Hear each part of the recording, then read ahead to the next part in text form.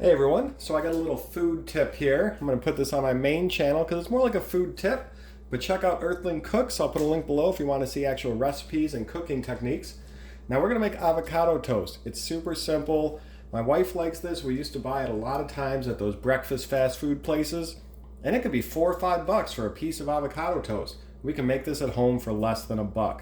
So you're going to need some guacamole, and I like to buy these little cups. You can get them from a few different brands. Check your store. They're usually about $3.50 for 4 cups, and so they work out to less than $1 a piece. You can freeze these, and I had this frozen. To defrost it, you just put it in a bowl of water for a couple minutes, and you're ready to go. You can buy these. They'll last forever that way. Yeah, you can just keep them in your fridge if you're going to use them quick.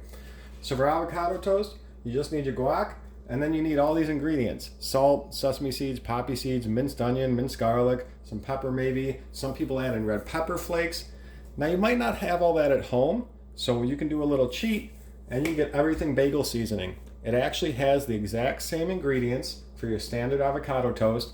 This one is a jalapeno blend, so it has everything there, but it has a little bit of jalapeno too for some spice. And all you need is a piece of bread and your guac. So once your bread's toasted, just get your guac on there.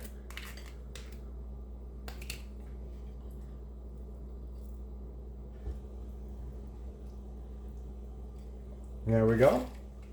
And then shake your everything seasoning on.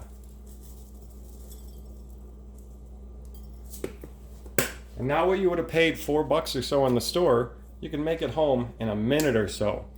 Wanted to share that, save you guys some money. I like to cook things at home when I can rather than buy them. You can make it better at home and you can save money. You can make 4 of these for the price of 1 at a little fast food place.